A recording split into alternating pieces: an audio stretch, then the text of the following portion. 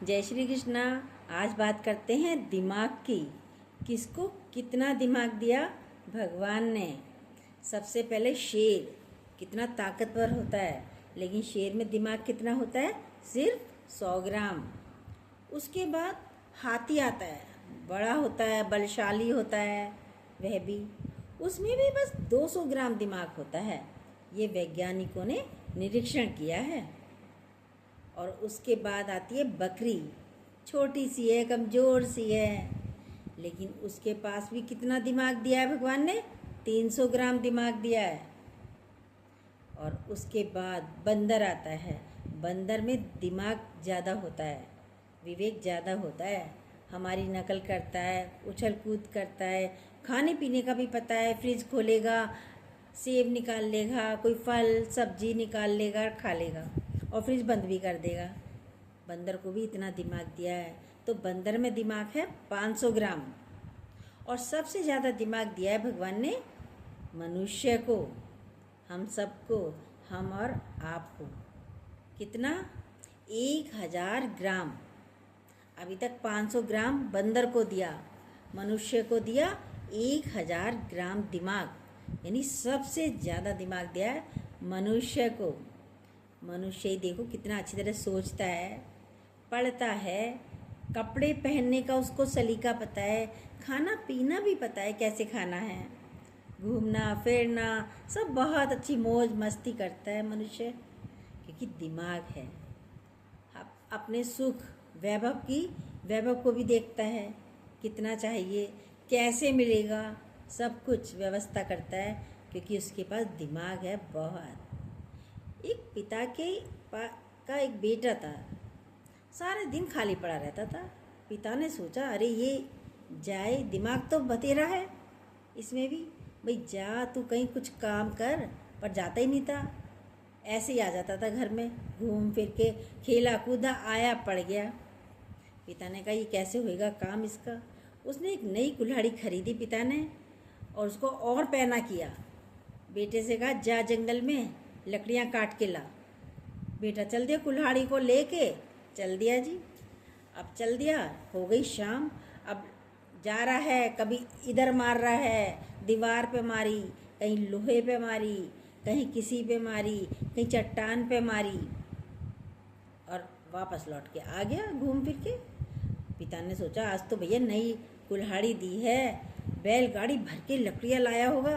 बेटा आ गया? हाँ पिताजी आ गया। सोच रहा है बैलगाड़ी भी होगी इसके पीछे पीछे, देखा तो कुछ है ही नहीं। पिता ने कहा बेटा लकड़ी नहीं लाया? मैंने लकड़ी कहा था। तो उसने कहा पिताजी ये लकड़ी काटी नहीं इसने, तुमने खुट्टल दे दी इसे कुल्हाड़ी को। कह रहे खुट्टल मैंने तो नई लाया था, ऊपर से इस पर धार लगाई थी और भी ज़्यादा पैनी कर दी। बेटा कैसे गया था?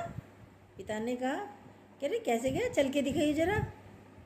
कह रहे ऐसे गया था, कुल्हाड़ी ले ली, कभी लकड़ी पे मार, कभी दीवार पे मार दी, कभी लोहे पे मार दी, कभी चट्टान पे मार दी, कुल्हाड़ी हो गई खुट्टल।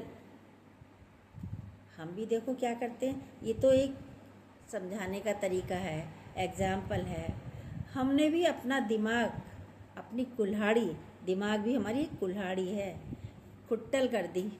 इधर जाना, उसके जाना है, उसके जाना है, उसके जाना है, उससे बातें करनी है, कल क्या हुआ था, परसों क्या हुआ था, इन बेकार की बातों में टाइम वेस्ट कर दिया। करा नहीं करा? सोचिए अपने लिए, कहाँ गए श्वासे, कहाँ गया दिन, कहाँ गए हमारे सालों के सालों। सारा ऐसे हो गए जैसे कुछ पता ही नहीं, सारा समय वेस्ट कर दिया कुल्हाड़ी की तरह, कोई फ़ायदा कुछ नहीं हुआ। तो देखिए, इसे यूज़फुल कीजिए। भगवान ने भी हमें अच्छा दिमाग दिया है, अच्छा शरीर दिया है, ये पूरी कुल्हाड़ी है। हाथ पांव बहुत अच्छे मजबूत बलिष्ठ शरीर दिया है।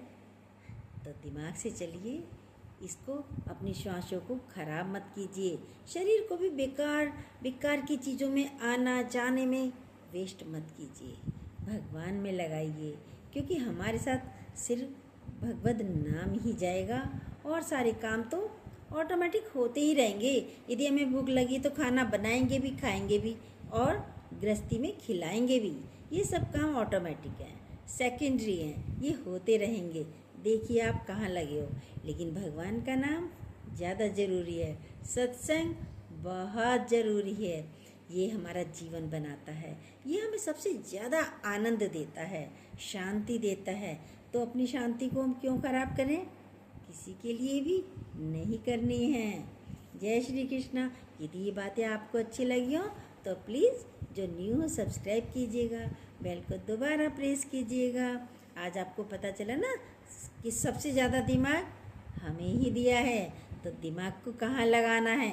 बेकार की चीज़ों में नहीं, अच्छी अच्छी चीज़ में, भगवान में लगाना है।